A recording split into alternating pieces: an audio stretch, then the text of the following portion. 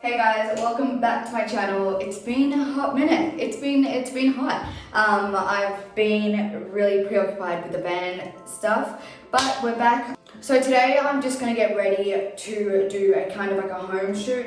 So filming content for Instagram or TikTok or whatever it is. So the first thing I'm gonna do today is put my hair extensions in. Look, while I'm getting ready today, I'll talk to you about my hair, the journey, what's been going on with it, and why I wear hair extensions. But these ones are from Bellamy. I've worn Bellamy hair extensions since 2012, and I'm just in love with them. Like, you can't beat the quality. Bellamy and Zala are my favorite brands ever. These were ash brown, but I had them colored professionally to match my hair because I went a bit darker. Look, why don't I just start doing it and then we can talk about it. We're gonna spit some hard facts. We're gonna go deep today. Okay, so I'm not gonna talk about my gym again because we all know that I was a gymnast training for the Olympics. But basically from the age of 13 or 14, it was like, as soon as I got chosen for the Institute of Sport and I went down and started training, I started developing eating disorders. Not bulimia or anorexia, it was just like a mix between both because I never really overate, but everything I did eat or drink, I would throw up straight away. There came a time where I did undereat, but that was when I was a bit older. So initially it was just like vomiting, like everything. And then I used to go to the pharmacy and get laxatives. The laxatives were the worst. They were the worst. So anyway, the reason why I'm talking about my eating disorders is because I used to have amazing hair, like amazing. But I struggled with eating disorders for, well, I've been just over 1 year now clean, that sounds weird. So my hair just got really, really brittle, really damaged. It was falling out, my hair was a disaster. So 1 year free, clean of eating disorders, which I'm really, really happy about. And hopefully my hair can, start to restore itself. Oh, why don't I just tell you about everything that happened with the eating disorders? So it started when I was 13 or 14, like I said.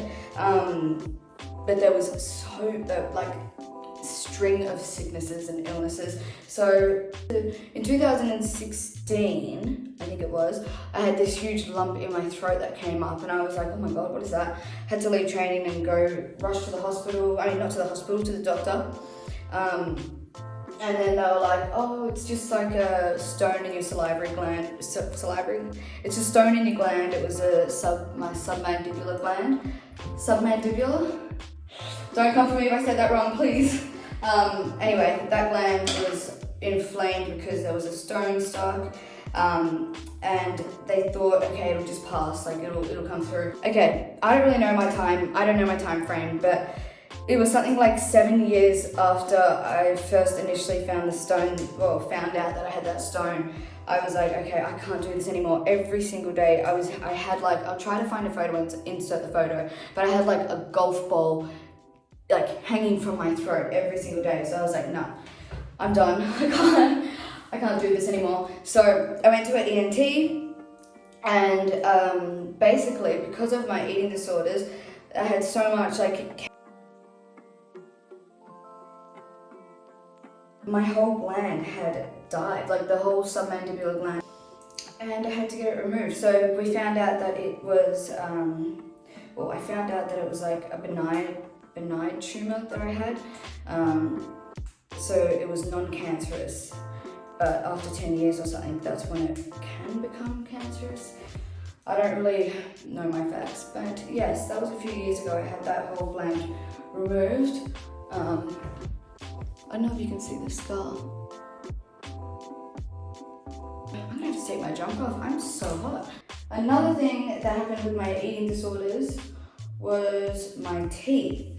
When I was filming Big Brother, I was like, oh, Sophie always covers her mouth, like she's not really crying or she's not really laughing or it's all an act. I'm like, no, it's because I've got a missing tooth and I don't want to look like a snaggletooth bitch on national television. And now I can laugh and it's fine, but before I was like,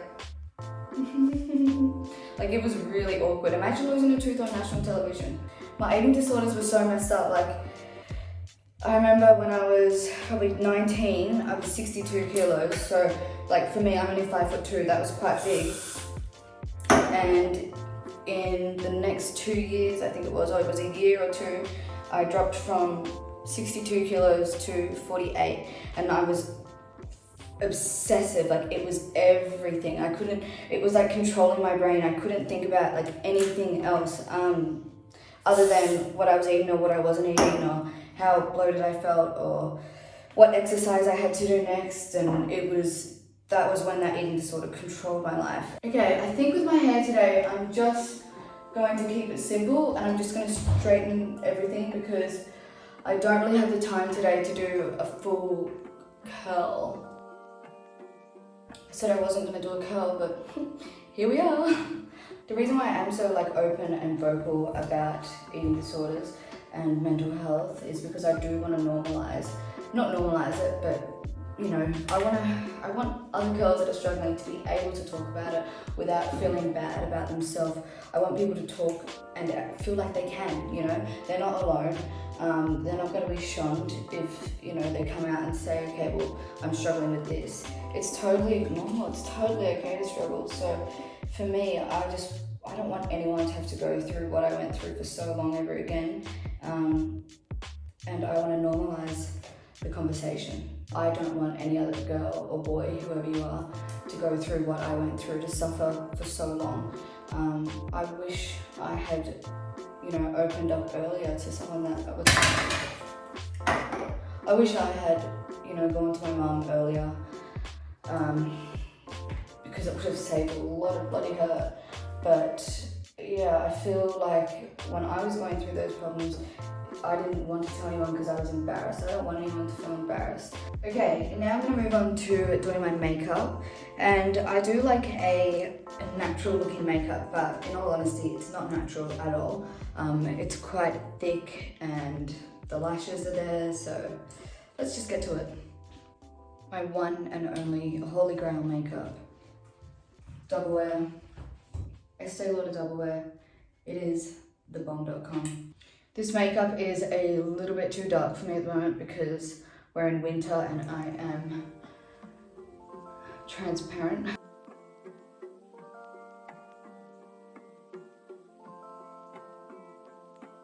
I'm going to go in and highlight under my eyes and my T-zone, and I'm again using Estee Lauder double wear. Nothing's changed from the last time. Anyone else like an all or nothing kind of person? Like, if I'm going to do my makeup, then I'm going to go hard. Like, I'm not just going to put a little bit of powder on, a bit of mascara and call it a day. Like, alright, I'm going to, now that all my liquids are on my face, I'm going to set that. This Benefit translucent powder, it's called Dr. Feelgood Silky Mattifying Powder. Silky Mattifying Powder. Okay, I'm taking my Hoola bronzer by Benefit. Every product I put on my face, I also like to put down my neck just to keep that flow, you know? Okay, I'm gonna kind of soften everything because as you see, like when I step back, that's really aggressive. So I'm gonna soften everything. I'm gonna take that one again with only a little bit of product and just kind of melt everything together. Okay, I'm very ashamed to show you this, but this is my palette at the moment. This is the blush I use. This Too Faced palette it's just had its day, but you know what? I'm not gonna waste it, I'm gonna keep using it. My friend Soph got this for me years ago and I'm obsessed. Okay, so I'm gonna go in with my highlighter. This is MAC, it's soft and gentle. Another holy grail, it's the best highlighter in the world. Look at it, gorgeous.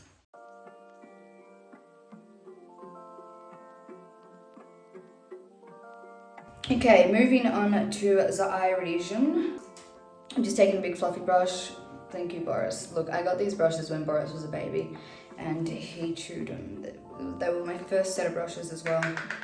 And that was when I was still studying. So we got the brushes with our kit. And I had to go in with chewed up brushes. It was very embarrassing. Everyone else had like little tape marks and stuff, so we knew whose was whose, and I just had chewed up ends. Alright, I'm gonna put that bronzer down for a hot minute. And I'm taking Drop It Like It's Hot, that's from that palette again. And I'm just gonna press that onto my eyelid. Alright, I'm gonna leave my eyes alone for a second and do my brows. Okay, I'm just gonna grab a spoolie, brush my eyebrows to where I want them to sit. I'm taking my Hoola bronzer again with an angled brush and just filling in the brows. So Benefit brought out this brow micro filling pen and oh my gosh, I love it. So I've got the shade light brown. I just use it to fill in the gaps a bit more, I guess. Make it look a bit more clean. Before I finish my eyes, I'm just gonna do my lips because I can't keep looking at these foundation lips. I'm taking MAC lip liner in the shade Boldly Bare. And I start with my top lip. I think I've done this a few times now, but in case it's the first time showing you, start with the top and I kind of fill in, overdraw the top lip a bit, and then just follow the natural shape of my lower lip.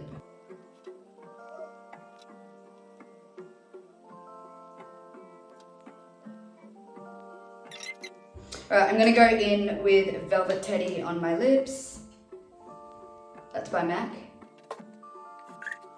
Alright, back onto my eyes. I'm taking this liner by Benefit as well. It's like a felt tip. And gonna wing it. Alright, now for the most important part, which is lashes. Optional, but lashes.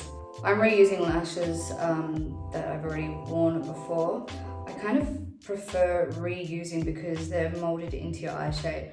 They're already like, I don't know, I'm a fan of reusing lashes. Hot tip with lashes, put a bigger chunk of glue on the ends, big blob, and then in the middle, just keep it consistent. I think I'm gonna have to do this off camera. I have to try doing it here. If you are reusing your lashes, make sure you do take all the glue, the old glue off the strip, otherwise it's gonna be just a nightmare. It's gonna look horrible.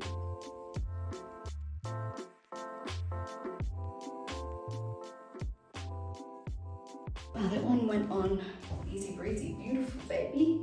While waiting for the glue to dry, I'm just gonna put some mascara on to kind of bond the lashes together. That is my finished hair and makeup for Instagram. I hope you enjoyed this little get ready with me video. I hope you have a lovely day. If you like this one, like and subscribe. The next video, hopefully, fingers crossed, will be with the van. So as soon as I going to get the van and everything, I'm gonna start vlogging straight away and hopefully get, weekly updates of whatever's going on with the van. Have a lovely day, guys. See ya.